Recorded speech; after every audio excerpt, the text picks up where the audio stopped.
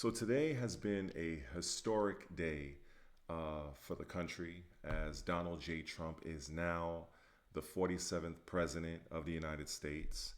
And I understand that there are a lot of people that's a little bit pissed off about that. I, for one, am not one of them. I voted for him proudly. But I do respect those that, feel however way they feel. They wanted Cackling Kamala to win. I respect that. I don't agree, but I can respect it. So there's a couple of things I wanted to get to in this video, and there will be chapters in this video in case you want to skip around, because at the end of this video, I am going to put a YouTube clip. It's about 15 minutes long, but it pretty much highlights just how dangerous and ridiculous this whole DEI thing has been. And that particular video was created a few days before Trump's inauguration that happened today, January 20th. So again, I will put chapters so you can skip around however way you need to. I also want to talk about CapCut, but first, let me just recap some of the things that Trump has done from an executive order standpoint. So I'm going to pull up this article right here, where it's from NPR.org, and this is all of the day one executive actions Trump has announced so far. So number one, of course, it's immigration. Trump is expected to declare a national emergency at the U.S. southern border, designate criminal cartels as terror groups, and end birthright citizenship for children born to immigrant parents without legal status. I feel like they were just basically doing that to kind of as like a loophole. So I'm glad, America's closed basically, unless you do it legally. According to incoming White House officials who spoke to reporters on a call on condition of background, Trump will also reinstate the Remain in Mexico policy, which would require some asylum seekers at the southern border to wait in Mexico for their hearings in the United States Immigration Court, the official said. Now, here are 10 others executive actions that Trump's done. So number one, declare national emergency. I kind of just read that. Number two, clarify the military's role in border security. This action directs the military to prioritize our borders and protect territorial integrity by repelling forms of invasion, including unlawful mass migration, narcotics trafficking, human smuggling and trafficking, and other criminal activities. Number three, end catch and release. Continue building the wall and end remain in Mexico. Number four, designate criminal cartels as terrorists. That's a damn good move. You would actually think why this wasn't done sooner. Number five, suspend refugee resettlement. The official said the U.S. would suspend refugee resettlement for at least 4 months. Number six, end asylum and close the border to those without legal status via proclamation. Officials said they are planning to end asylum entirely and close the border to those without legal status via proclamation, which creates an immediate removal process without possibility of asylum. And number seven, end birthright citizenship. The officials said the White House plans to end birthright citizenship, which is enshrined in the 14th Amendment. They argue the amendment does not recognize automatic birthright citizenship for children born in the United States to parents without legal status. This action is likely to see immediate legal challenges. Number eight, enhance vetting and screening. The officials said they are going to enhance vetting and screening of illegal aliens. Again, something that you'd think that would have taken precedence, given that there are a few of these migrants that have outright killed some of our citizens already. Number nine, protect American citizens against invasion. Officials said this equips agents and officers of ICE and CBP with the authorities they need to deport people from the United States. Number 10, restore the death penalty. This action in particular directs the Attorney General to seek capital punishment for the murder of law enforcement officers and capital crimes committed by illegal aliens. It encourages state agencies and district attorneys to bring capital state charges for these crimes, as they should. Now, the thing that really got my attention, and I was very, very pleased to hear, was this: defining sex and ending DEI programs. Trump will sign an executive action on Monday, today, I think it's today, yeah, today, that says it's the policy of the United States to recognize two biologically distinct sexes, male and female. An incoming White House official speaking on background told reporters Monday, these are sexes that are not changeable, and they are grounded in fundamental and incontrovertible, anyway, I'll figure it out one later. The official said, the change will require government agencies to use the definitions on documents like passports, visas, and employee records, the official said. Taxpayer funds will not be allowed to be used for transition services, the official said. Now, I am so happy because even from a video game standpoint, when you go to create a character, some of these games don't even have male and female. They just have body type A and body type B. It's bullshit. It's all mental illness. And I'm glad that Trump is doing something about this because I can tell you from a gaming standpoint, we've already had one tranny, a man masquerading as a woman, Corinne Bush, that was the lead creator or director of a game called Dragon Age: The Veilguard. Suffice to say, this person was hired as a DEI hire, basically, completely destroyed a multi-million-dollar franchise within 2 months of its release. And now the person has subsequently left the company. Now that particular studio is in serious trouble, or in serious it's in serious condition. It's potentially going to get closed, and the franchise now lies in ruin. So I'm very happy to hear of this whole DEI thing. It's slowly coming to an end. People are starting to wake up, and I'm glad that President Trump is, added this amongst his many things within his mandate. So the next thing I want to cover is my personal frustration on this whole CapCut thing.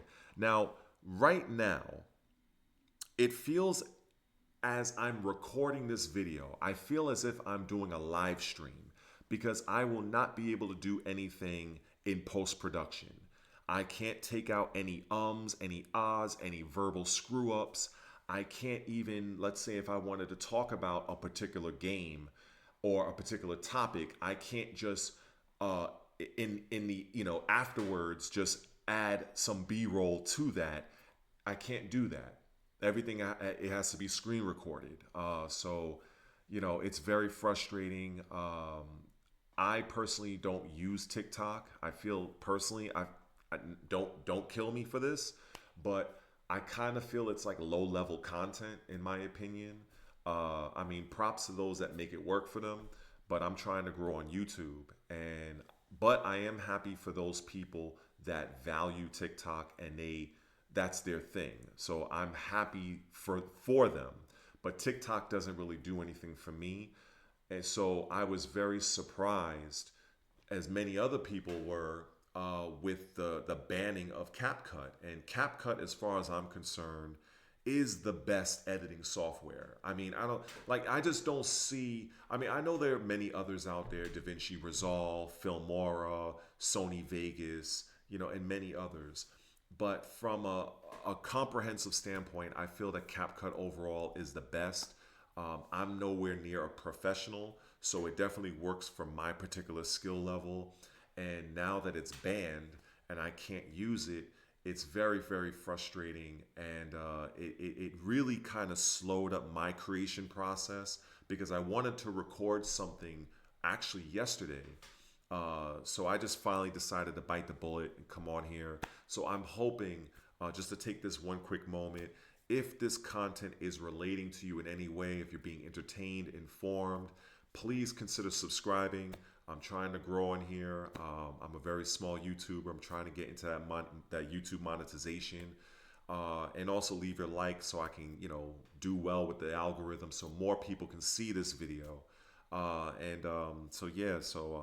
Your assistance will be greatly appreciated. The whole CapCut thing being banned, it definitely has affected me, and I know many other creators out there.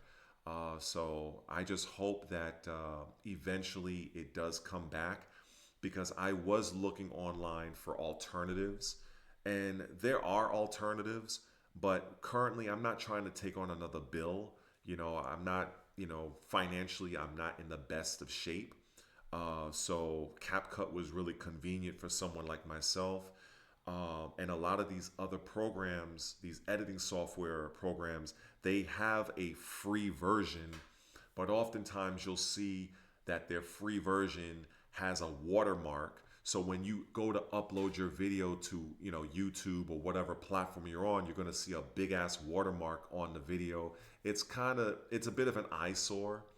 And not to mention, I've seen a few of these programs where they only allow you a certain amount of exports. So let's say if I finish doing this video and I go to upload it, I can probably only upload 10 videos before I'm prompted to go for the paid version. And then I've seen in other cases where even though it's free, they only allow you to record up to a minute of footage. It's ridiculous. CapCut 100% is the undisputed champion as far as I'm concerned, and I so miss it right now. So anyway, that brings me over to this video that I really want to share with you. Now, mind you, it was uploaded a few days before the inauguration, but it definitely encapsulates exactly how destructive this whole DEI thing has gone.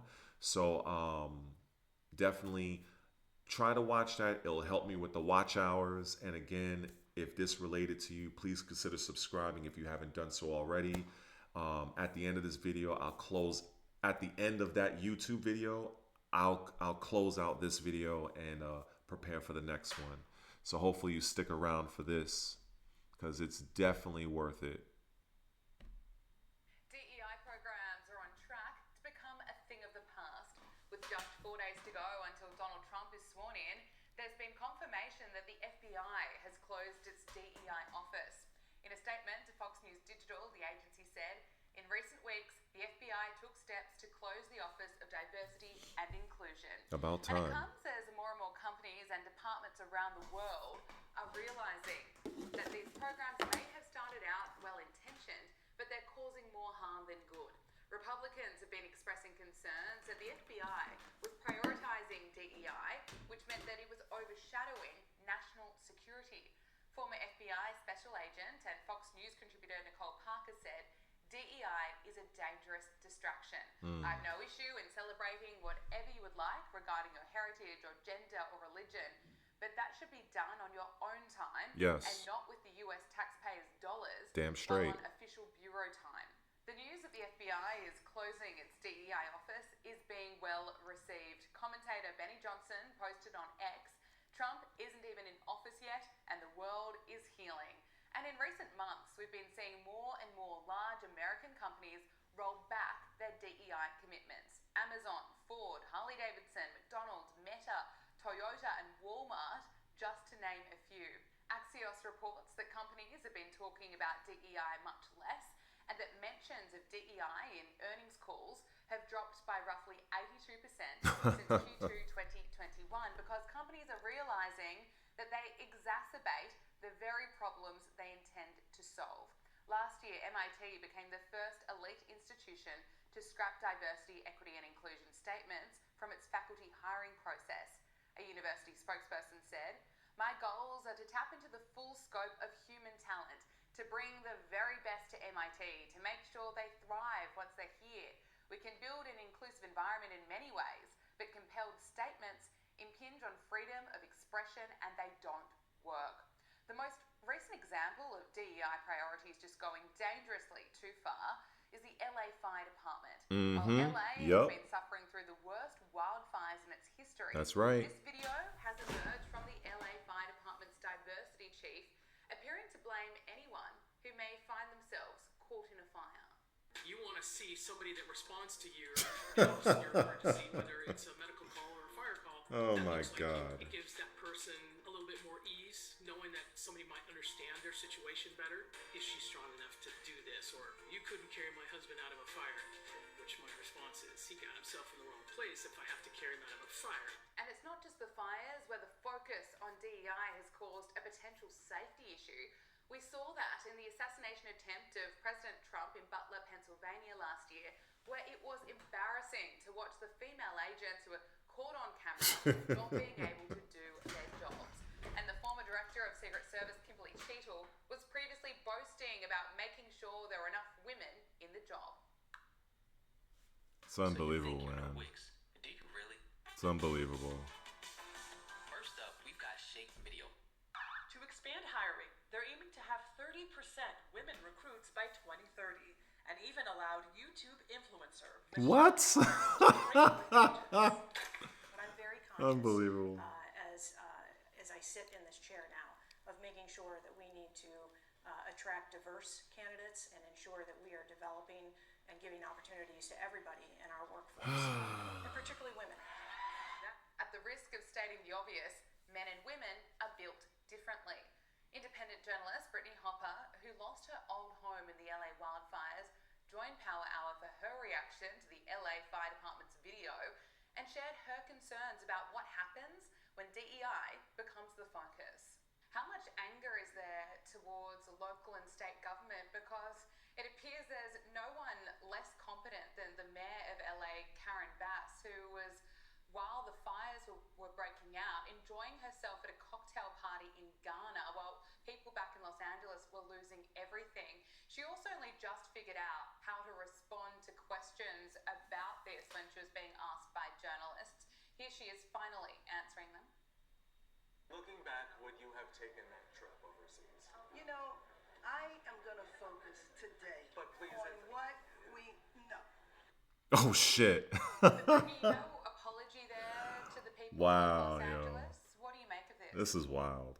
So, what a lot of us are saying, who are from California, this is kind of like our 9/11, and this could be a moment for the mayor to really rise up and show some empathy and compassion and humility and Something. maybe a tear or two, because I think people all over the world who don't even maybe know anyone in Los Angeles, when they see what they're seeing, the damage and how many lives have been changed forever because of these fires, they even can get emotional.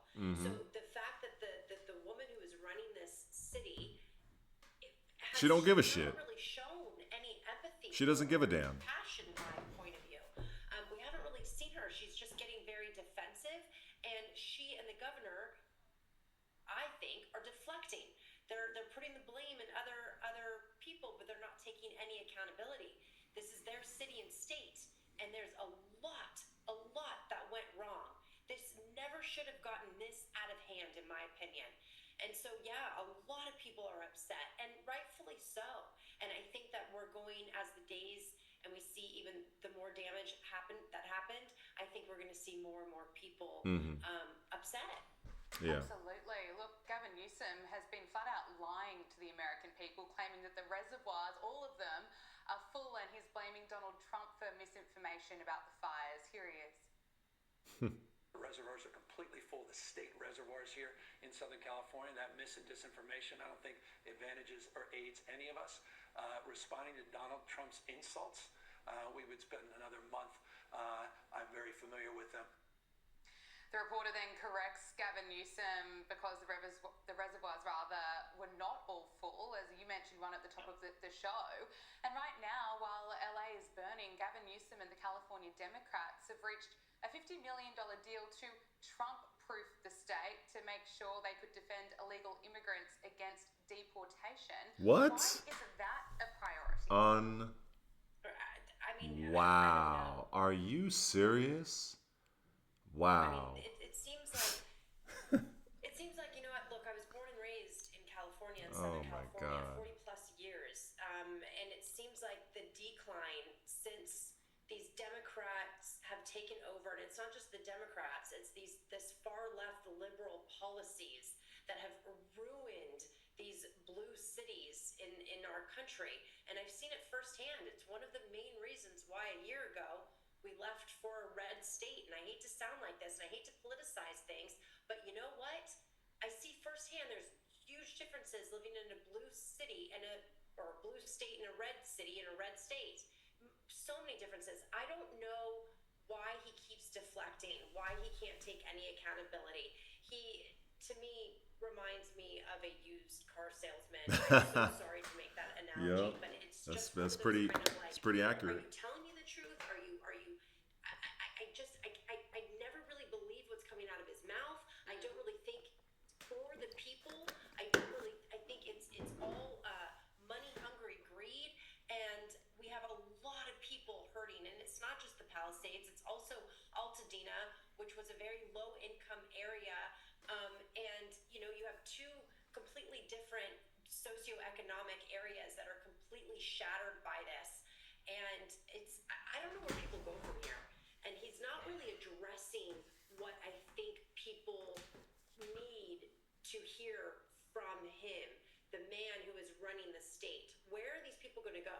What are they going to do? We house thousands of homeless people, yet now we have thousands of people that are displaced because of this fire, and they have nowhere to go. I mean, it's such a mess, and he just keeps making excuses and keeps just saying stuff that is not. I hired an AI personal assistant to It's do literally ridiculous. everything for me. I was lazy today, so in the morning It I'd really highlight is ridiculous. It's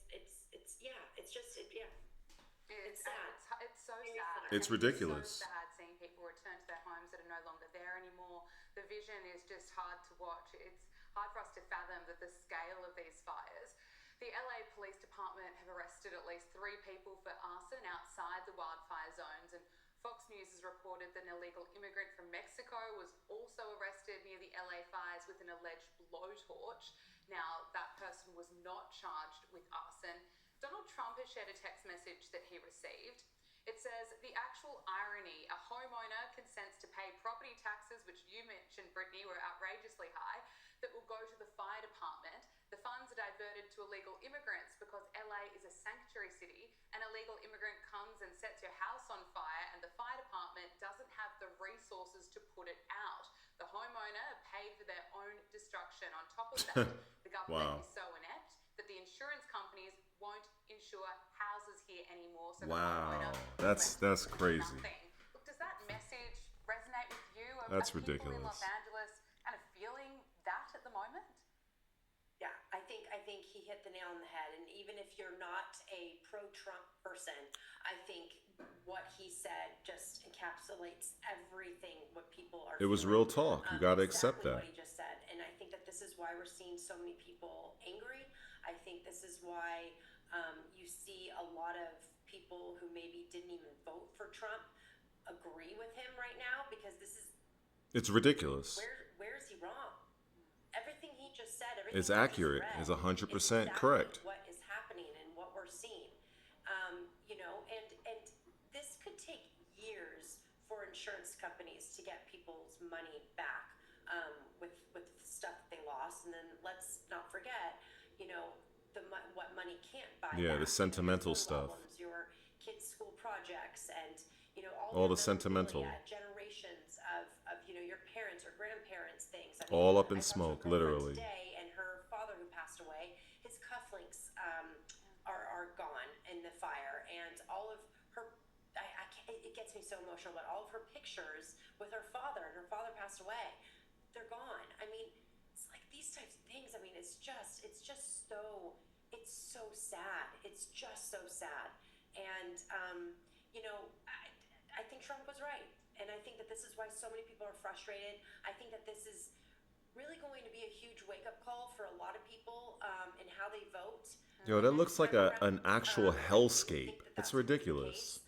You still have people who are making Jesus, excuses and this still looks saying like that a there was nothing legitimate that anyone hellscape. could have done. But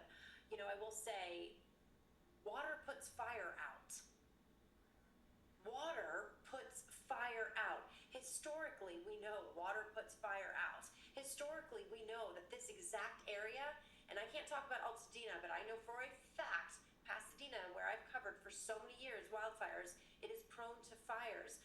The resources weren't there, and so we need to. The local elected officials and state elected officials need to take some accountability and answer a lot of questions.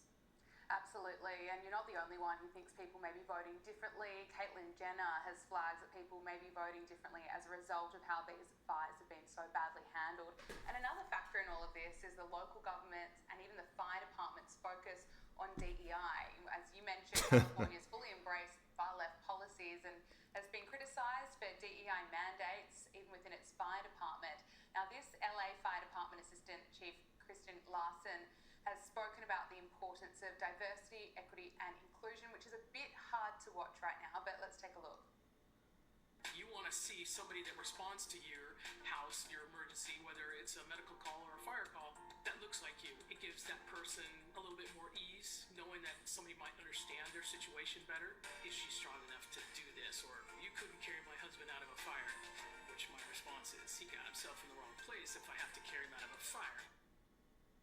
How difficult is that to watch when you've seen the full scale of this devastation and you have a message like that? Yeah, I mean, first of all, I certainly don't want a person looking like me coming in to my burning home and saving me, because they probably wouldn't be able to. I don't know what is going on. The priorities have just gotten so far to a level of insanity. In my point of view. It's warped. I do not care who you're sleeping with, Mm-hmm. what your personal preference is in the bedroom. If you're a lesbian, if you're gay, who you're married to, can you do the job? Exactly. And what you just showed me. They can't. I mean, I'm not. I mean, running into a burning house with 150 pounds on their body and rescuing people and saving the home and lives. That person didn't really look like the best fit for that particular job. So I think the priorities are so out of whack and messed up. And as a result, this is what we're seeing. Yeah, because the priorities have been messed up.